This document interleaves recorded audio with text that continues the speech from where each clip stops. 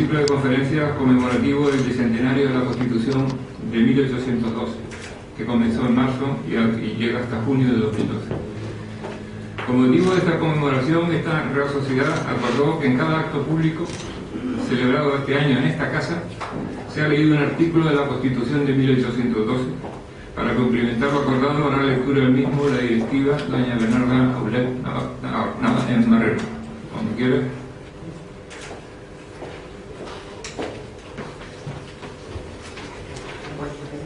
Por favor, pasa por ahí.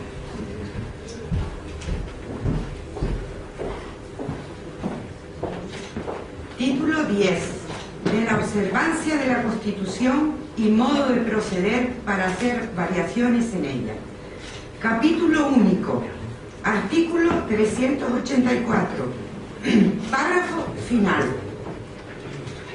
Por tanto, mandamos a todos los españoles, nuestros súbditos, de cualquiera clase y condición que sean, que hayan y guarden la Constitución inserta como ley fundamental de la monarquía, y mandamos asimismo a todos los tribunales, justicias, jefes, gobernadores y demás autoridades, así civiles como militares y eclesiásticas, de cualquier clase y dignidad, que guarden y hagan guardar, cumplir y ejecutar la misma Constitución en todas sus partes.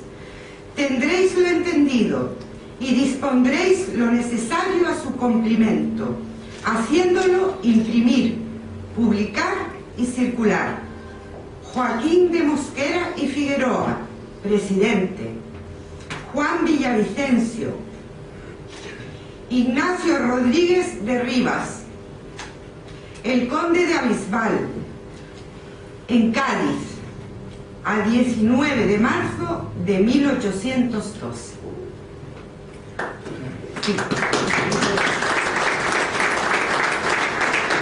Muchas gracias. Este ciclo de conmemoración de la Constitución de 1812, que es la aclamación político-institucional de la Revolución Liberal Española, ha sido organizada por la Universidad de Las Palmas de Gran Canaria, el Círculo Mercantil, el Consejo Social de la Universidad de Las Palmas de Gran Canaria y la Real Sociedad Económica. Ha tenido importantes y variados ponentes.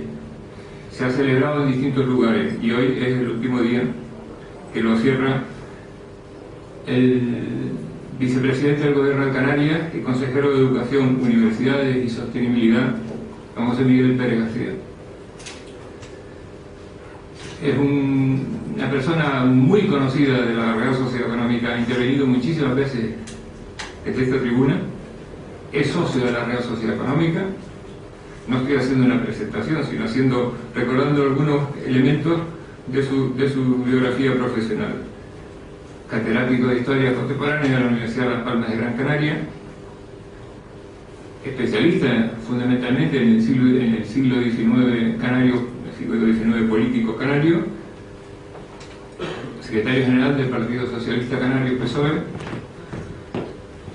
y historiador, como digo, en ejercicio, sin suspensión de funciones. Por lo cual estamos muy interesados en oír lo que él ha dicho, y ya ha hablado en ocasiones. La última vez que habló en la Real Sociedad Económica fue sobre los sucesos de mayo de 1808, y que estamos muy interesados por conocer su visión de la Revolución Liberal de 1808.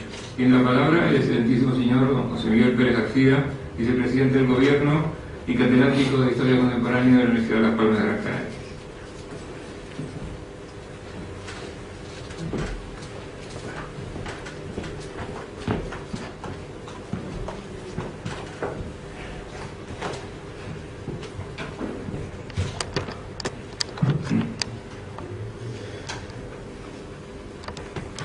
Señor director de la Real Sociedad Económica del país de Las Palmas de Gran Canaria, querido rector, vicepresidente del Círculo Mercantil, autoridades, canal, queridas amigas y amigos, socios de la Real Academia, de la Real Sociedad. Primero quiero, antes de entrar en materia, quiero expresar mi felicitación a quien organiza y patrocina un ciclo de estas características. Permítanme una muy breve digresión en tono de broma. Se suele decir que últimamente no nos convocan nuestros elementos comunes sino acontecimientos deportivos.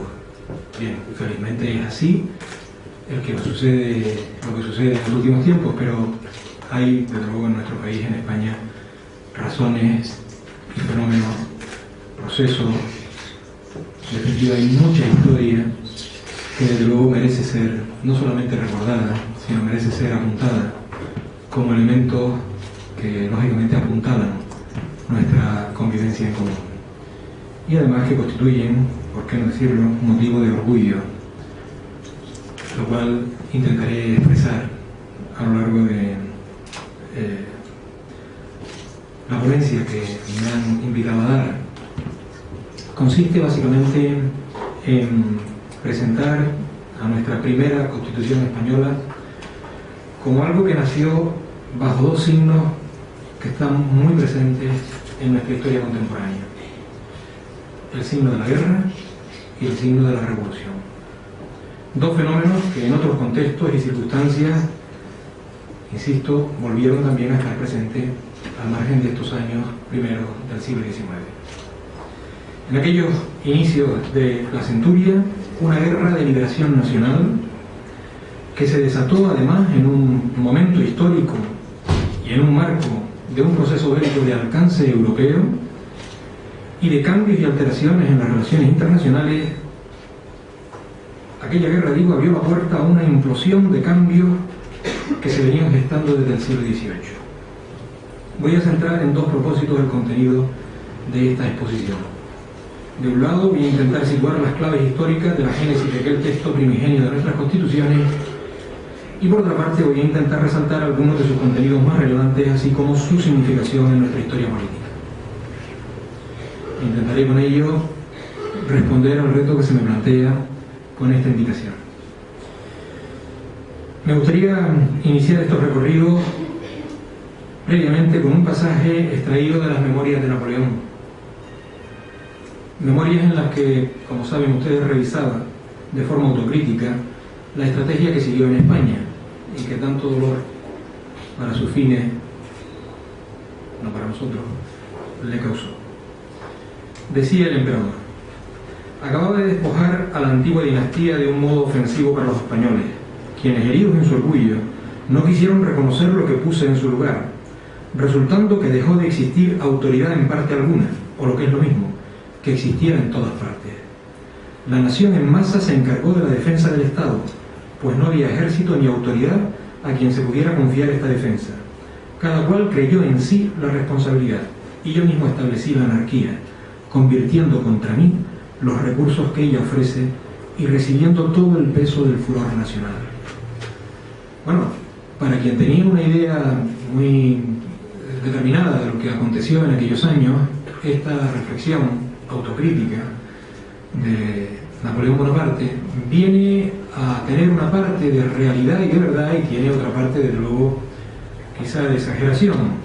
Entre otras cosas porque, por más vueltas que le diera una parte a su estrategia, en realidad no puede atribuirse en exclusiva a esta la responsabilidad de los procesos que se desencadenaron en España a partir de 1808. Cierto que los vacíos de poder que dejaron las antiguas autoridades se ocuparon en muchos sitios, por no decir prácticamente en casi todos lados, por movimientos populares que luego cimentaron la legitimidad del nuevo concepto de soberanía nacional. Sin embargo, todos estos factores y detonantes de un proceso revolucionario se desarrollaron sobre una crisis del sistema social y político que posee orígenes anteriores, como hemos dicho. Combinar tales procesos, los que vienen gestándose desde un tiempo más largo, con los acontecimientos que se sucedieron tras la invasión francesa, nos permite una mejor comprensión de lo que vino a significar una constitución tan notable y que se encuentra entre las primeras de la historia contemporánea general. Desde ese ejercicio voy a intentar construir el prisma para la mirada de aquel formidable texto constitucional. Para arrancar en esa dirección, volvamos a otro documento muy expresivo. Está escrito en los momentos que en 1808 fijaron un punto de referencia muy singularizado de la historia española. Se trata de las palabras que escribió en una carta Murat a Dupont. decía el mariscal cuñado de Napoleón: la elección dada a los rebeldes de Madrid ha producido resultados decisivos. El entusiasmo ha desaparecido. Todos los españoles han abierto los ojos sobre sus verdaderos intereses. 3 de mayo de 1808. Sin embargo, los acontecimientos de Madrid producirían unos impactos muy diferentes a los previstos en esa carta por el mariscal francés. En realidad fueron muy relevantes para explicar las respuestas que dieron al traste con los objetivos de Napoleón. Pues bien, de fenómenos similares está repleta la historia de aquellos años. Se desencadenaron hechos cuyas consecuencias eran muy difíciles de predeterminar y en ocasiones fueron muy diferentes a los que se pretendían con aquello. Tal vez sea esto lo que produjo a la postre la edificación de un edificio político tan avanzado en momentos en los que apenas había sustento social para el mismo. Tampoco esto es nuevo en el curso de la historia. Como han explicado muchos historiadores, y como ocurre para el caso de estos años, no se pueden controlar los resultados de las acciones políticas y sociales. Con frecuencia incluso esos resultados desembocan en situaciones contrarias a las previstas o a las deseadas. ¿Fue la Pepa resultado de algo así? Vamos a ver. Déjenme recordar antes algunos de los rasgos más notorios de nuestra Constitución. No solo fue la primera Constitución española. Estuvo vigente, como sabemos, en 3 momentos distintos. Al de el momento inicial, 1812-1814, le sucedieron el del trienio liberal entre 1820 y 23, y luego un tercer momento de vigencia en el año 1836, justo antes de un nuevo texto de 1837, nuestro segundo gran texto constitucional. Tuvo asimismo una clara influencia en otros textos europeos, como la Constitución portuguesa de 1822, y prácticamente fue copiada como constitución de la Sicilia en 1820. Por otro lado, se enmarca en una etapa a la que el historiador Miguel Artola define como la de las constituciones revolucionarias, para diferenciarla de las que surgen en Europa a partir de los años 30 del siglo XIX, y en las cuales los textos constitucionales expresan el pacto entre los antiguos estamentos privilegiados y las emergentes burguesías. Tal inserción en ese marco de la historia constitucional no le impide, sin embargo, poseer personalidad propia y rasgos singulares, como veremos. Estos rasgos son visibles en el diseño del sistema político, también en el modelo de organización del Estado y en otros elementos en los que llega a anticipar principios que luego sustentarían las constituciones del propio siglo XX. A mi modo de ver, sobresale una de las expresiones más auténticas del concepto liberal, luego tan desviado hacia acepciones de propósitos y contenidos muy distintos. Podemos decir que el liberalismo alcanzó en las Cortes de Cádiz la entidad política que luego se extenderá por Europa. Hago esta afirmación consciente de que es un poco atrevida y que quizá es demasiado rotunda, pero estoy convencido de ella, si no, no la haría. La reitero. El liberalismo alcanzó en las Cortes de Cádiz la entidad, el significado político, que luego se extendió por Europa.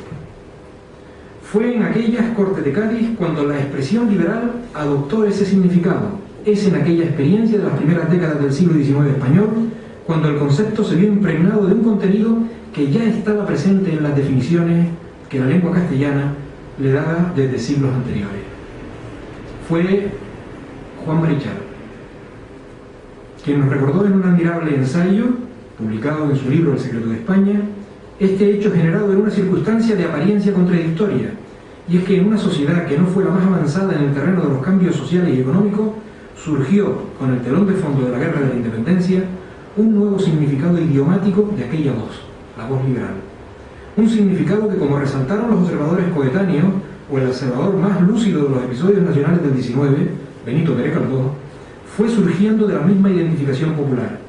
Fue el mismo público quien fue tildando de liberales a quienes en los debates parlamentarios de Cádiz utilizaban entre sus expresiones ideas y principios definidos como tales. Como señalaba Marichal, fue un significado político del término que llenó de dignidad al mismo. Lo que sí conviene acentuar es que los liberales españoles aportaron al liberalismo, en general, un componente que no era visible ni entre los ingleses, ni menos aún entre los franceses: el de identificar el liberalismo con el desprendimiento, con el imperativo de la generosidad. En suma, podría decirse que los liberales españoles llevaban así al liberalismo una actitud esencialmente diferente, por no decir opuesta, al de los europeos transpirenaicos que identificaban el liberalismo con un cierto género de economía. Al respecto, recuerdo algunos versos de Lope de Vega, referidos a la diferencia entre el amor y la amistad. Y justamente ya en aquellos siglos de la Edad de Oro, la expresión liberal venía a ser opuesta, o identificada mejor, con la expresión desprendimiento, con la expresión de generosidad hacia la otra persona.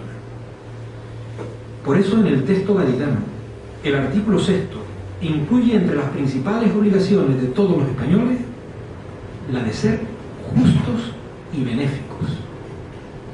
Un antecedente que luego tendría desarrollos avanzados en el constitucionalismo alemán de las primeras décadas del siglo XX y que en España cobrará expresión más reciente en nuestra actual Constitución, en cuyo título preliminar establece para la entidad del Estado un Estado social y democrático de derecho. Con eso quiero decir que entre los anticipos de la Constitución gaditana encontraremos algo que se desarrolla luego, a partir sobre todo de la República de Weimar, en Alemania, y ya en el siglo XX, tras la segunda de las grandes guerras mundiales, que es el moderno concepto de nuevo Estado social y de derecho. Como vemos, por tanto, hay materia para destacar ingredientes de originalidad en la Constitución gaditana, aunque tampoco podemos soslayar la recepción de influencias anteriores, bien sea de la norteamericana de 1787 o de la francesa del 91, o también la clara influencia del pensamiento anglosajón, sobre todo el vinculado a Jeremy Bentham. Con todo, quisiera subrayar que pese a estas influencias, por otro lado, comunes a cuantos procesos se dieron en todas partes, la Constitución de 1612 no solo tuvo rasgos originales, sino que irradió hacia otros muchos países buena parte de sus contenidos. Conviene resaltarlo porque aún quedan los resquicios de aquellos que trataron de desprestigiarla por extranjerizante o ser una simple importación de fórmulas que para nada encajaban con la realidad española. Tales descalificaciones estuvieron presentes desde los años decimonónicos y buscaron ser la coartada ideológica para sustentar la pervivencia del absolutismo y más tarde para justificar otras experiencias antidemocráticas. En el primer caso encontramos, por ejemplo, la apología del altar y el trono escrita por el padre Vélez en 1818, texto que nos refleja fielmente una descalificación por extranjerizante de nuestro texto de 1812. Junto a esta personalidad propia, el texto gaditano y el conjunto en general de toda la obra legislativa de aquellas Cortes tienen otra significación política de relevancia decisiva. Se trata de su carácter de gestación de moderno Estado nacional, o también del momento en que se crea la moderna nación española. Los historiadores suelen decir que es precisamente aquí, cuando esta obra legislativa da acta de nacimiento a lo que hoy entendemos por nación española contemporánea. Veamos cómo se hizo esto en el plano legislativo, y vamos a dejar para ello otras consideraciones y sucesos anteriores. Vamos a situarnos en la sesión de apertura de aquellas Cortes el 24 de noviembre del año 1810. Los reunidos encontraron que no existía previsión alguna para su organización, no había reglamento, no había normativa, no había presidencia. Ante ello, los reunidos consiguieron aprobar un primer decreto, cuyo contenido se inició con los siguientes preceptos. Los diputados que componen este Congreso y que representan la nación española se declaran legítimos en Cortes Generales y extraordinarios, y que reside en ellos la soberanía nacional. De alguna manera puede ubicarse aquí el acta fundacional de esa moderna, contemporánea nación española. Este concepto de soberanía nacional representa un cambio radical con respecto a la legitimidad del poder sostenido hasta el momento por la monarquía hispana, cuyos soportes, como sabemos, se remitían a factores histórico-divinos. Vamos a intentar entrelazar cómo se produjo ese giro copernicano con el proceso bélico desatado por la invasión gala y su posterior desarrollo constitucional. Antes, permítanme una nueva cita galdosiana, admirable en las circunstancias de los procesos mediante su hilatura literaria. La encontramos en uno de los episodios de la primera serie, Ailén. Dos relatos seguidos sintetizan el binomio guerra y revolución, pero que nadie como Galdós lo leyó con un anticipo de casi 150 años, con respecto a los historiadores modernos.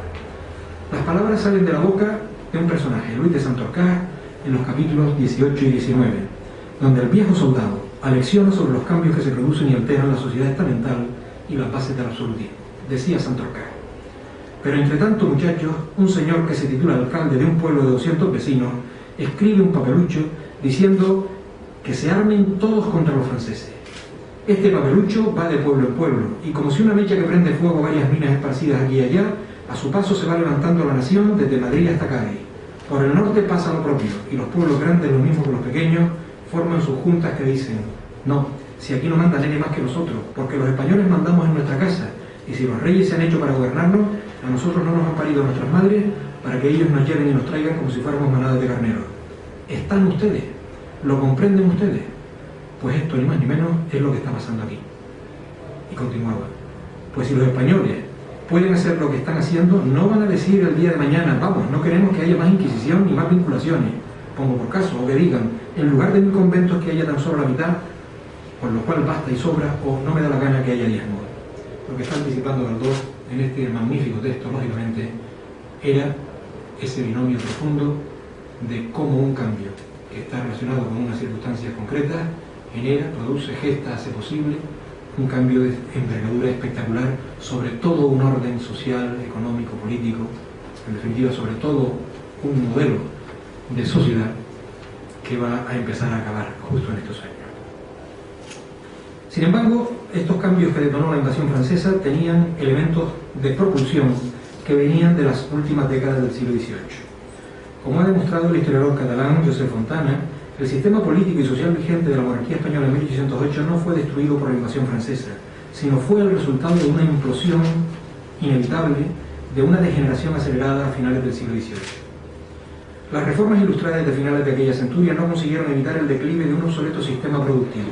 Tampoco las revueltas en el campo provocadas por el deterioro de las condiciones económicas y las consiguientes hambrunas.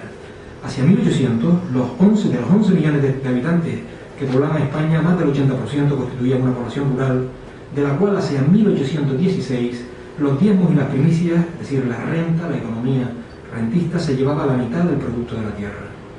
Pese a los intentos de reforma ilustrada, muchos de ellos se saldaron con efectos contrarios, provocando incluso una mayor concentración de la propiedad tradicional, como ocurrió, por ejemplo, en Canarias, en el excelente trabajo sobre la dehesa de la Laguna que firmó en su día el historiador tinerfeño Juan Ramón Rodríguez Núñez Pestano.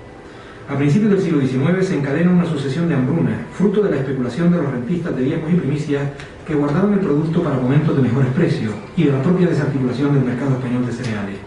De ello dio cuenta la crisis entre 1803 y 1805, con problemas de desabastecimiento y con problemas de epidemia en el interior peninsular y, sin embargo, con existencia abundante de trigo en la periferia, como ocurría en la provincia de Barcelona. La incapacidad de los gobiernos para poner remedio a esa crisis estructural de la economía y también para garantizar el orden y la seguridad de, lógicamente, las consecuencias que esta circunstancia de crisis económica desataba en el ámbito de las protestas y del bandolerismo, terminaron por crear un ambiente de enorme hostilidad general a la política de Godoy en 1805. Este desbarajuste gubernamental viene a demostrarnos que efectivamente estábamos en el momento de un tiempo final de agotamiento de todo un régimen. Y lo supieron analizar muy bien aquellos componentes de la comisión de jefes militares a los que el rey Fernando VII les encargó escribir lo que se llamó la Historia Oficial de la Guerra en 1818. Un texto que habla por sí solo y cuyas palabras lo resumen todo.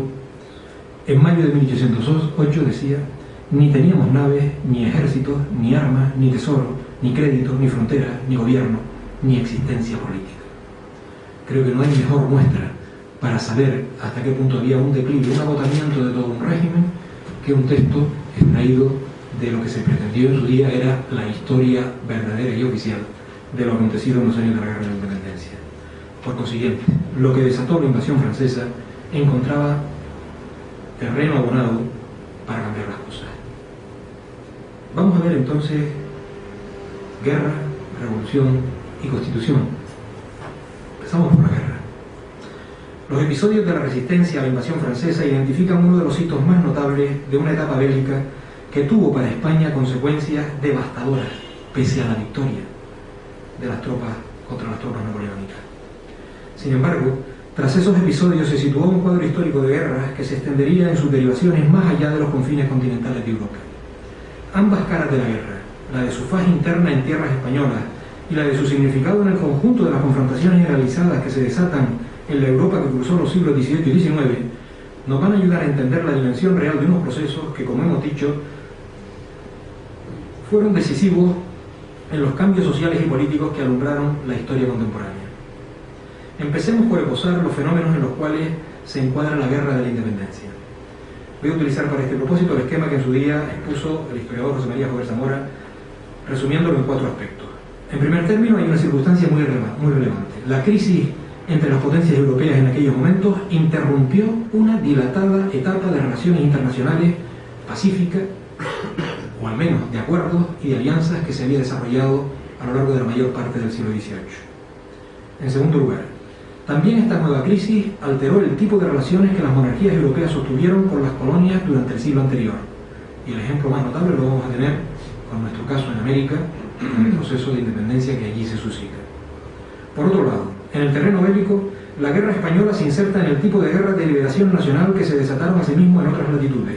No solo significan la reacción de cada uno de los pueblos contra las imposiciones del Imperio Napoleónico y se distinguen de las guerras políticas del 18 que enfrentaban a gobiernos y ejércitos, sino que también propiciaron cambios internos al implicar la amplia movilización popular. Para el continente, la guerra de independencia entre 1808 y 1814 en España transcurre en paralelo a otros procesos similares o a otras guerras similares, como la Gran Guerra Patria Rusa de 1812, la Gran Guerra de Liberación de Austria o la Guerra de Liberación Germánica en 1813. La trascendencia de estos procesos va más allá, por tanto, incluso de los confines del viejo continente, y sería enorme. Y ahí está el gran proceso de emancipación americana entre 1808 y 1824. Un último elemento. Conviene considerar el papel de España y de la península ibérica en el conjunto del sistema napoleónico. El papel estratégico de España y Portugal para los objetivos de las dos grandes potencias, Francia e Inglaterra, era decisivo. Y lo era tanto por las colonias ultramarinas como por los enclaves marítimos, portuarios y por la flota española potenciada desde Carlos III. Es importante este último elemento, en mi opinión, porque hubo que esperar mucho tiempo para resaltar justamente cuál era el valor estratégico que tenía la historia española en aquellos procesos. Y hubo que esperar, yo diría que incluso a los años siguientes a la Segunda Guerra Mundial. La experiencia de lo que aconteció después de la Segunda Guerra Mundial dio idea de que un país que no era potencia de ningún orden primario en aquellos años, sin embargo, tenía una importancia estratégica decisiva, como demostraron los acontecimientos posteriores en los ámbitos de la frontera sur de Europa.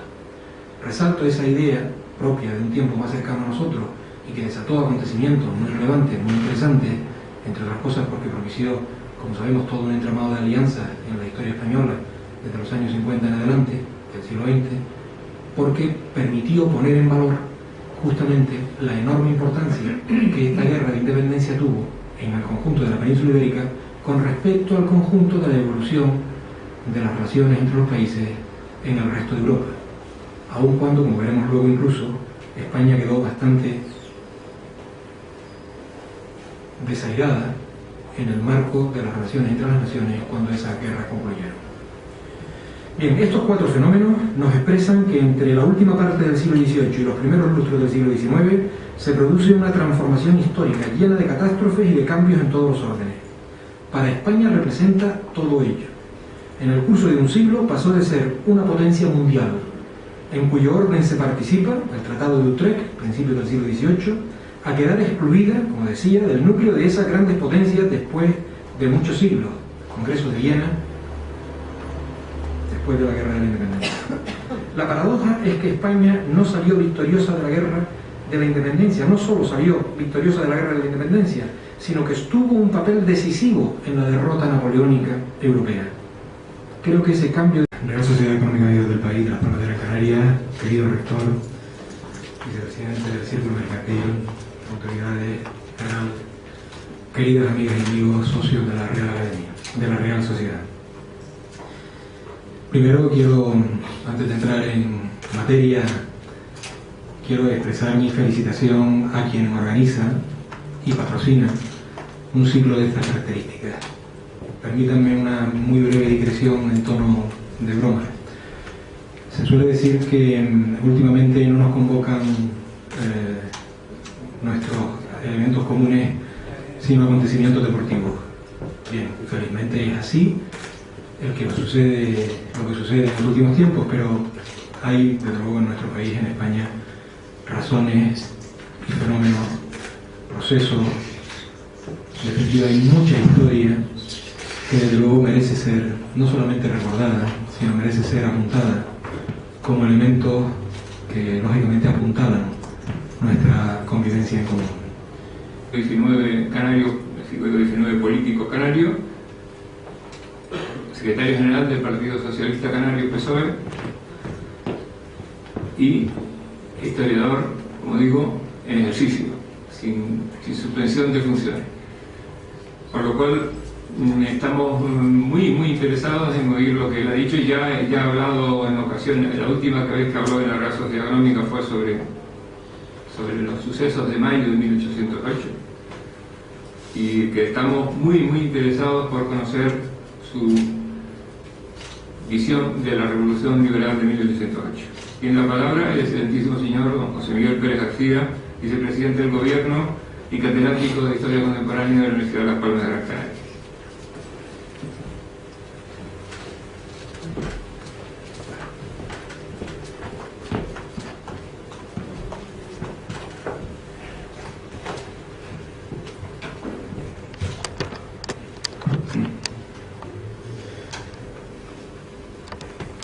Señor director de la Real Academia de la...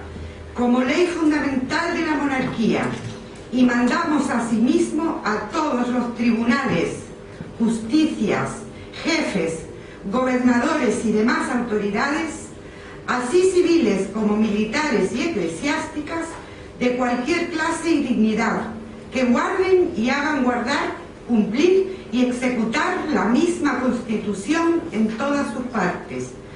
Tendréis lo entendido y dispondréis lo necesario a su cumplimiento, haciéndolo imprimir, publicar y circular. Joaquín de Mosquera y Figueroa, presidente. Juan Villavicencio. Ignacio Rodríguez de Rivas. El conde de Abisbal, en Cádiz, a 19 de marzo de 1812. Sí.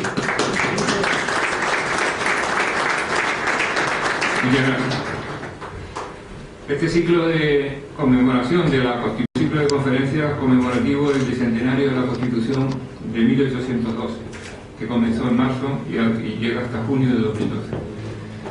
Como motivo de esta conmemoración, esta Real Sociedad acordó que en cada acto público celebrado este año en esta casa se ha leído un artículo de la Constitución de 1812. Para complementar lo acordado, hará lectura del mismo la directiva doña Bernarda Aulet en Marrero. Cuando quiera.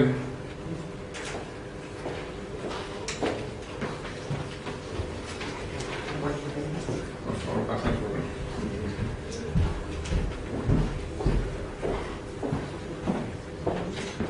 Título 10. De la observancia de la Constitución y modo de proceder para hacer variaciones en ella. Capítulo único. Artículo 384. Párrafo final.